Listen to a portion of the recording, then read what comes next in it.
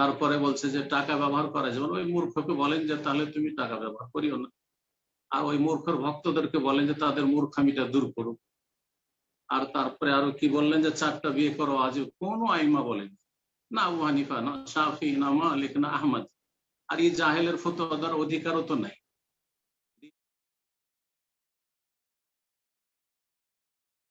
তো এরপর যে প্রশ্ন করবেন সাজিদ আনোয়ার, আপনি প্রশ্ন করুন। জি শেখ, আসসালামু আলাইকুম। শেখ বাংলাদেশ থেকে বলছি। জি বলেন। শেখ, আমার প্রশ্ন হলো, রাসূল সাল্লাল্লাহু আলাইহি ওয়াসাল্লামের যুগে স্বর্ণ মুদ্রা রৌপ্য মুদ্রার প্রচলন ছিল, তাহলে আমাদের বর্তমানে যে আমরা কাগজের টাকার নোটের ব্যবহার কি আমাদের হারাম হবে? আমাদের দেশের একজন ইসলামিক বক্তা ফতোয়া দিচ্ছে যে কাগজের টাকা হারাম, কারণ কাগজের টাকার কোনো ভ্যালু নাই, এটার কোনো মান নাই, এটা শুধুমাত্র একটা কাগজ। তারপর হচ্ছে বলতেছে যে আমাদের দাড়িতে সুন্নাহ আছে, টাকাতেও তো সুন্নাহ আছে, টাকাতে তো আমরা সুন্নাহ ফলো করতেছি না, মানতেছি না সুন্নাহ। তো শেখ, আমার প্রশ্ন হলো যে কাগজের টাকা। বলছি আপনার কথা, গত সপ্তাহে প্রশ্ন করা হয়েছিল, উত্তর দিয়েছে, হয়তো গত সপ্তাহে আপনি ছিলেন না। কাগজের টাকার কোনো মূল্য নেই যেদিন সরকার বলবে যে আমাদের দেশে যে কাগজের টাকা আছে এর আর কোনো মূল্য থাকলো না। সরকারি ব্যাংক যখন বলবে যে এই কাগজের টাকা তোমরা যে নিয়ে যে চলাফেরা করছো সেটা ক্যান্সেল, আর কোনো মূল্য নেই, তখন তার মূল্য নেই।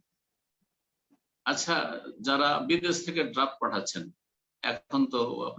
এখনো আপনি টাকা পাঠালে একটা পেপার দেয়, প্রুফ, আপনাকে পেপার দেয়। একসময় হয়তো ড্রাফট হইতো, চেক হইতো, এই চেকটার কোন মূল্য, সেটা তো কাগজ, কিন্তু তাতে 5 লাখ টাকা লেখা আছে। এখনো দেশে চেক দিচ্ছেন আপনি কাউকে, টাকার চেক 5 লাখ 10 লাখ টাকার চেক লিখে দিলেন।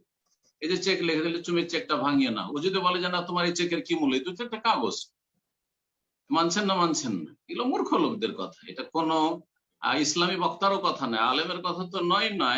আর ইসলামী বক্তা, আজকাল তো আবার সোশ্যাল মিডিয়ার যুগে এমন একটা বড় ফিতনা হয়েছে যে সবাই বক্তা হতে চায়, কেউ শ্রোতা হতে চায় না। একটু বলতে পারলে কাজ হয়ে গেল ইসলাম সম্পর্কে, সবাই বলতে চায়। তো এই এক বড় ফিতনা, আল্লাহ হেফাজত করে এইসব ফিতনা থেকে। তো কথা হচ্ছে যে আর এর বেশি বলার কোনো প্রয়োজন নেই। আপনারা দ্বীন ইসলাম শিখবেন আলেমদের কাছ থেকে, যাদের কাছে কোরআন সুন্নাহর এলেম আছে। কেমন করে বুঝবেন? আপনার ওজন করার ক্ষমতা নেই যে কার কাছে কতটা এলেম আছে, কিন্তু আপনাকে অবশ্যই জানতে হবে যে তার ব্যাকগ্রাউন্ডটা কি, তিনি কোথা থেকে লেখাপড়া করেছেন, এবং তার লেখাপড়ার উৎসটা তাওহীদ সুন্নাহ ভিত্তিক না শিরক বিদআত ভিত্তিক, না স্কুল কলেজ ইউনিভার্সিটি থেকে পড়ে এসে বড় বড় ইসলামের লেকচার দেওয়া শুরু করেছে আর ফতোয়াবাজি করা শুরু করেছে। এই বিষয়গুলি তো বুঝতে পারেন ভালো করে। যেমন শরীরের চিকিৎসা করতে গিয়ে ডাক্তার আমরা ভালো করে বুঝতে পারি, যে কোন ডাক্তার কাছে কোন রোগের জন্য চিকিৎসা করাবো, আমরা যথেষ্ট বুঝি। কিন্তু ইসলাম সম্পর্কে যেহেতু বেশি গরজ করেন না আপনারা, সেই জন্য বুঝতে পারছেন না। গরজ করলে বুঝতে পারবেন। আল্লাহ যেন বোঝার তৌফিক দান করেন। জাযাকাল্লাহ খাইরান। এরপর যে প্রশ্ন করবেন সাকিব হাসান, আপনি প্রশ্ন করুন। আসসালামু আলাইকুম। আসসালামু আলাইকুম ওয়া রাহমাতুল্লাহি ওয়া বারাকাতুহু। জি, আমার প্রশ্ন হচ্ছে, একজন জনৈক বক্তা, স্যার আমি কি তার নাম বলতে পারি সতর্কতার ক্ষেত্রে? না বললে ভালো, এমনিতে মানুষ বুঝবে ইনশাআল্লাহ। জি সে বলেছে স্যার, বিভিন্ন ফতোয়া দিয়ে বেড়াচ্ছে, যেমন কোন ব্যক্তি যদি সামর্থ্য থাকে তার নাকি 4টা বিয়ে করা ওয়াজিব। এছাড়াও বর্তমানে যে টাকা পয়সা মানে কাগজে যেগুলো রয়েছে সেগুলো নাকি হারাম। এছাড়াও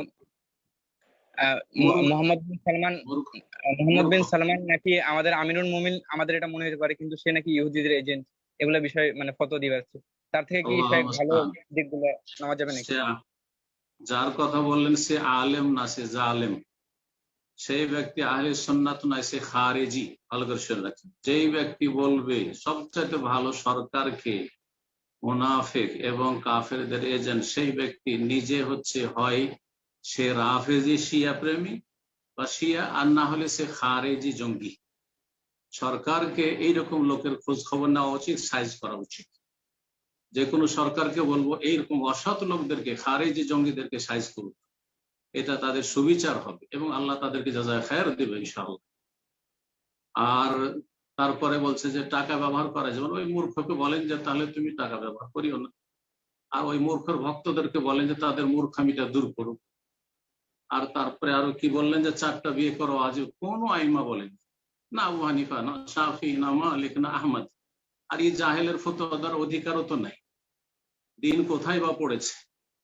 জেনারেল লাইনে পড়ে মুফতি ফতোয়া দেওয়া শুরু করবে, এটা একেবারে বড় গুমরাহি। যদিও ফতোয়া ঠিক দেয় তবুও সে ব্যক্তি কোথায়?